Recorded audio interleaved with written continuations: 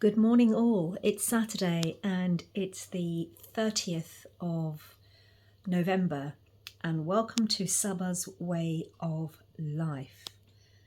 So today I'm going to just show you how I'm preparing the Haleem, which is a Mughal dish that I talked a little bit about in the last video 3 or 4 days ago. And I'm also going to talk to you about some other things that are going on in the world. And these things I'm going to talk to you about, I have decided that it needs to be shared. I have to do what's right. Now, I know that there are going to be a number of you on this channel. It's a small channel, but I know a number of you who I know from before and who can read in between the lines, pretty much on the same bandwidth. And there are,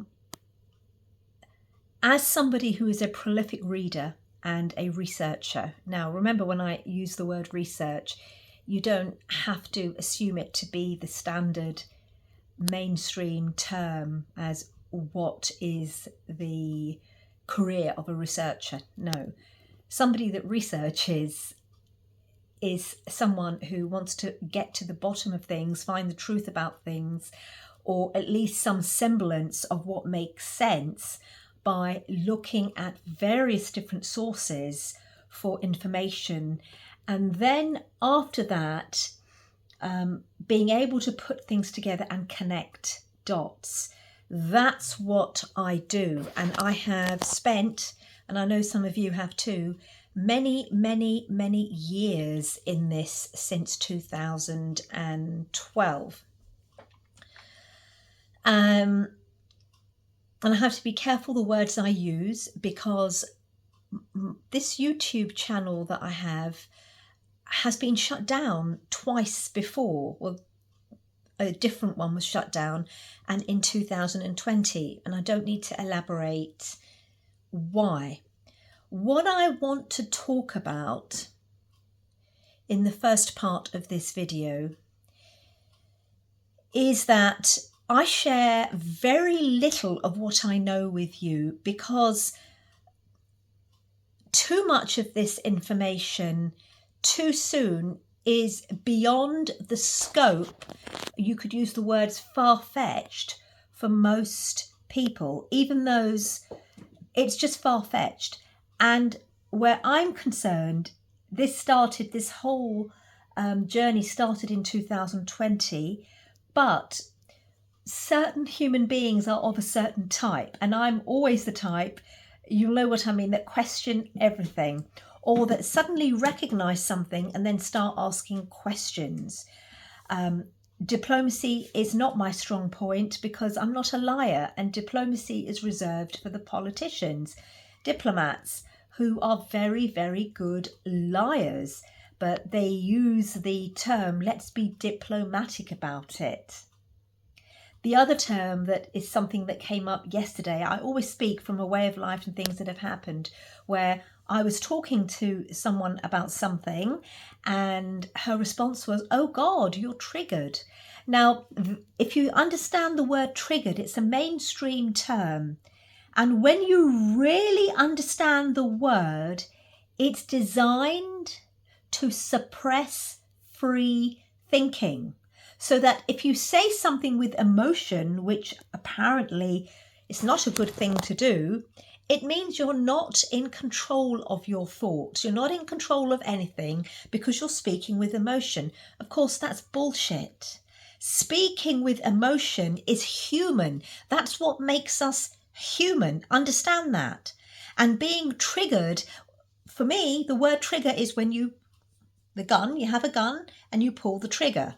But this trigger thing, the whole concept behind it is to give it a negative connotation so that you don't speak from your heart.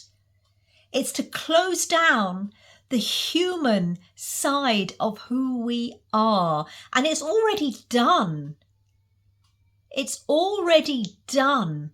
And that's how then individuals have no access to their heart. They become emotionless, soulless. I'm just giving you one example of many things that do this.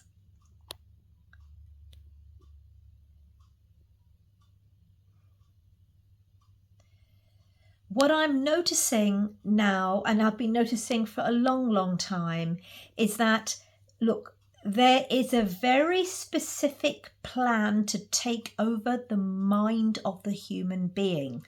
And I would really recommend that if you haven't already, to really start doing the research on electromagnetic frequencies and fields, and to understand how the human being, when you know who we are, that we are a form of electric beings, you've got to do the scientific research and the metaphysical research behind it.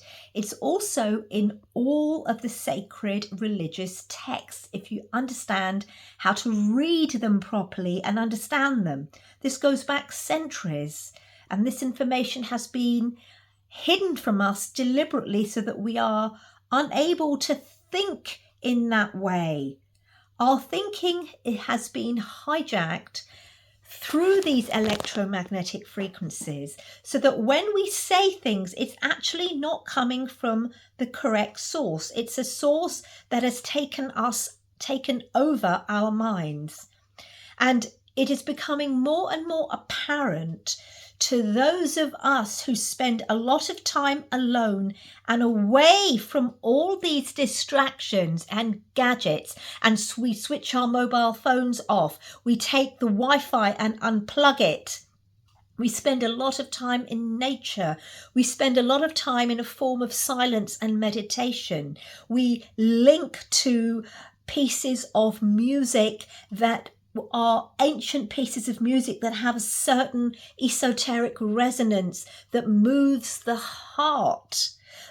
Those of us who eat as pure as possible, who grow our own food so that we know the soil is full of the vitamins and minerals that's feeding the heart, the brain and the mind, and so that our pineal gland is able to connect. The antennae which we have in our heads are connecting to the source of light that's coming in. For those of us who know what's happening from a cosmological, astronomical perspective of Earth and all the planets around it, what age we are in, and that the photonic light is flying in, and that is what those, when you say who they are, again, do your research on who these people are, the ones that are controlling us and have been for a long, long time. This now is no longer what one would call a conspiracy. It's not. It's a fact. Growing numbers of people, thousands per day, are recognizing this because they are awakening to who they are.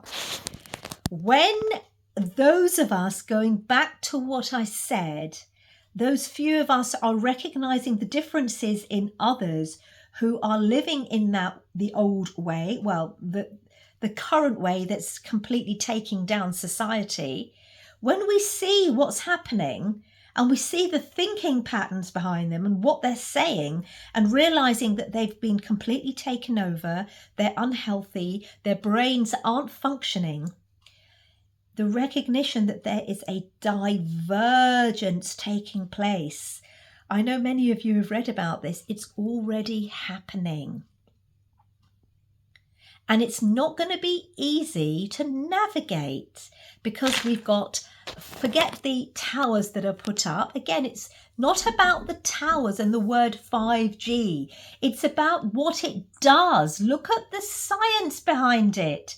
How EMFs work. Smart meters, what they do to the human mind and brain, and the toxins that are absorbed through the bloodstream.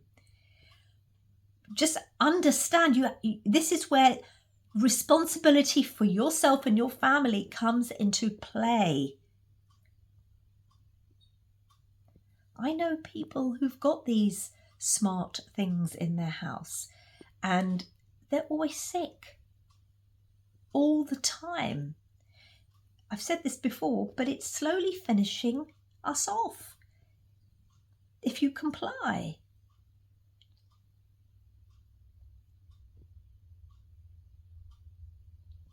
This is very serious, folks.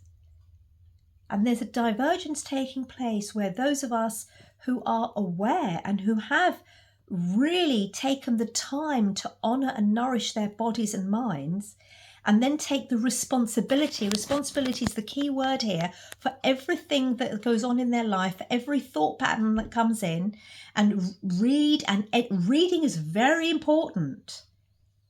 But then the ability to synthesize that information from different sources and come to a conclusion based on some degree of logic and reason, because that's what the human being has been given, but also using a different source which is connected to the universal mind, or the mind behind everything, which is, I mean, in some ways you can call it God, but it's actually a lot more than that.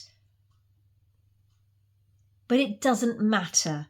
It's just knowing that it's a different source that's connected to the field, the unified field. When you're living like that, and you know, I am sorry to say, but most won't even know what I'm talking about. You see, you won't know through reading a book. You will know through reading a book and living in a certain way for a period of time. And then things start to happen. And I've said many times, go into silence, spend a lot of time without anything around you, close down. You know, try for 1 week not having the mobile phone, switch it off, full stop. You will notice a massive difference. You've got to understand the impact this has on your mind, but actually it's blocking the ability for your cells to absorb photonic light that links you to the extra superhuman power that we are. It's actually not superhuman. It's that we're so dumbed down I have to call it superhuman. It's who we are.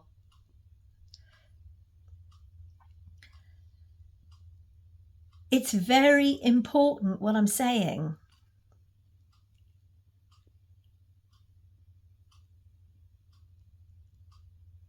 I was having a conversation with a member of the family, this is some weeks ago, and he said to me, because we disagreed on pretty much everything, and he said to me, and I'm not in the habit of being nice to please others. I've never been that way. Yes, once upon a time I was actually quite cruel, but now, and this mustn't be confused, now I'm kind. And I've talked about the word kind. Kind is doing the right thing. So we were having this conversation and he pointed out, this member of the family, that I've just realised we can't communicate anymore because you're speaking from a completely different point of view. It's actually a bandwidth. Now, I know this person spends the vast majority of time in front of a blue light screen and on this that I'm holding right now all the time. So I know what bandwidth he's linked to and has been for donkey's years. I'm not linked to that bandwidth. I reduce it as much as possible and just use it when required or for the right reasons, because it's taken years of work to understand how it works and remain in control. And I'm constantly working towards that. I'm very aware of what's going on. And I'm very aware that I'm also not aware and unaware. So constantly checking myself all the time.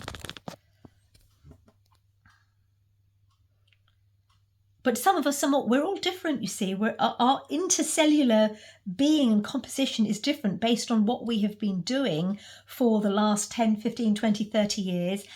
When we were born, what our ancestral genetics were like at the time we were born, how healthy our parents were, where they were. That's why those people that are older and that didn't have mobile phones, forget word mobile phones, didn't have these EMF, electromagnetic frequencies around them. They kind of started to be pulled in 60s and 70s. Those people then still have, they're more likely to have some semblance of understanding. But that's not necessarily true. There's a lot of young people being born that are very, very aware and are saying no. And that's because of the photonic light that's coming into the bodies of parents, of people. There's a lot of reasons. We are in the middle of a war right now, and this war isn't like the war that you saw in the First World War, Second World, guns and shooting and all of this kind of thing. And it's not even nuclear weapons. I know that we talk about them. It's far worse and insidious than that. It's this. It's the frequencies, the electromagnetic frequencies that are taking over the brain and destroying people and linking to, we talk about what Musk is doing. I don't want to digress. And talking about Neuralink and putting things into people's bodies. That's all a smokescreen, in my opinion. Now, they may well be doing. They've probably done it. They've done it already. We have no idea. The technology that's really in play, it has already been planned 100 years ago. Again, you have to do your own reading and look into it. But it's far worse than that, because we're already in the system where most of us are not thinking from our own minds connected to the right frequency. We're not. We've already had our minds taken over. It's so clear as day. And I know many of you understand this. It's the few. It's only the few. But it's the few of us that do, that when we place importance and energy onto doing things that's right and resonating at the right frequency, that has the impact of affecting millions of people positively around us. Again, do your research. There's a very good book that actually I read cover to cover in 2 days, because I just couldn't put it down. And the details of this book, you would never have heard of it because it's not mainstream at all. But it was through a website, through somebody who's on the naturopathy course that I'm on, where I'm studying Eastern medicine at the moment as part of it. And of course, you meet people and then you find out about them and what they're doing. It's always, that's how certain frequencies come together. And there's a great book, and it's called Not Dark Yet. And it's written by somebody called Marius d'Alexander.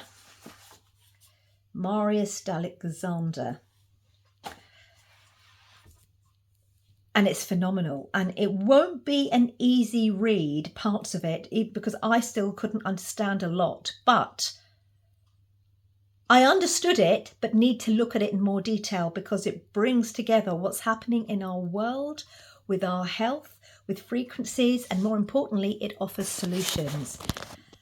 For those of you who are halfway on this journey, it's worth getting a book like this. But there are thousands of pieces of work and literature and articles, YouTube videos on this. We're all on a different place, a different point in our journey, but it is reaching a climax. And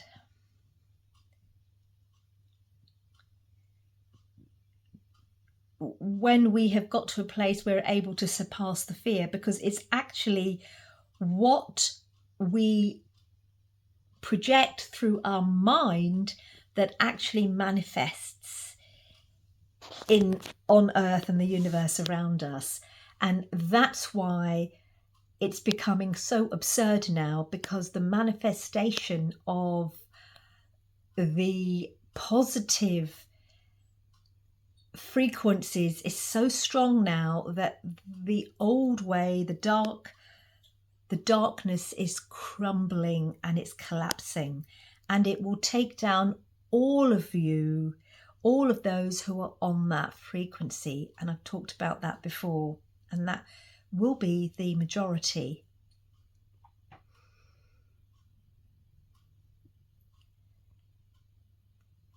And if you're asking how, what is she talking about?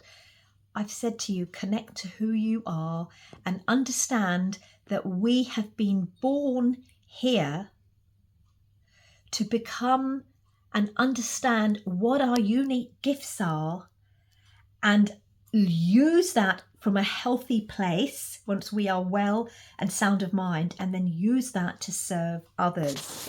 We are not here to identify with ourselves, which is what is the disease of the world today. You've got to understand what I'm saying here.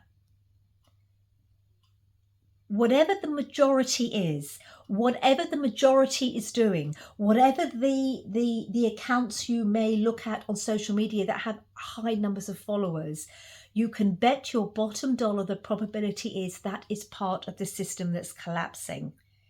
You really want to forget all about that and go within, and then you'll be guided. And it's individual choice now. This is so important. You can't run from this, because running is a form of fear. That's just not going to happen. You have to go within. You have to connect to your heart-mind connection.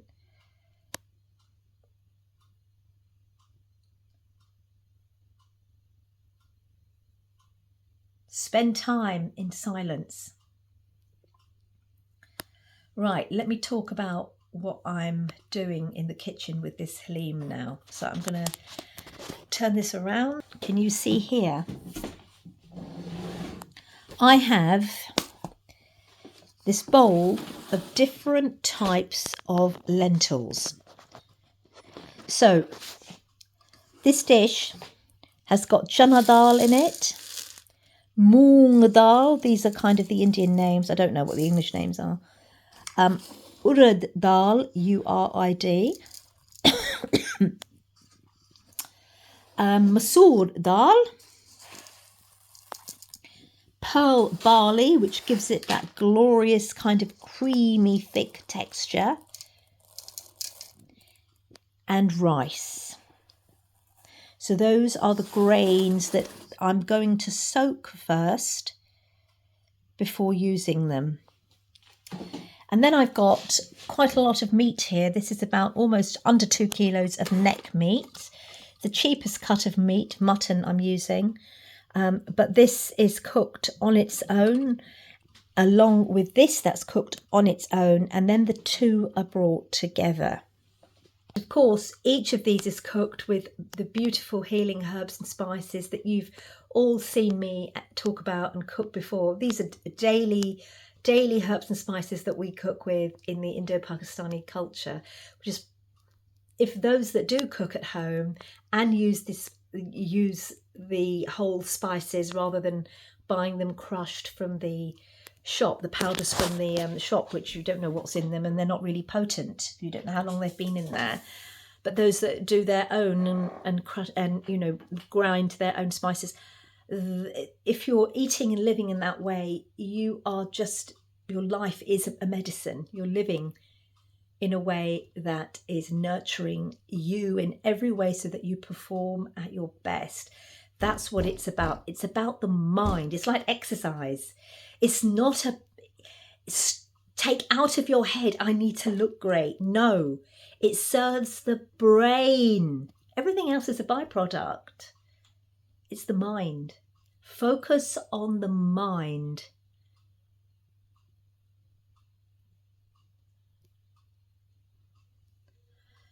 Garlic, ginger, haldi, which is turmeric, cinnamon, cardamom, chili powder, and I'm also going to use cayenne in this, and so many other different types of spices that go in each of these, and then they're brought together, and it is so delicious.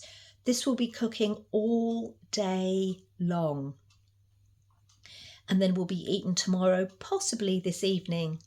I may take some round for the family to enjoy.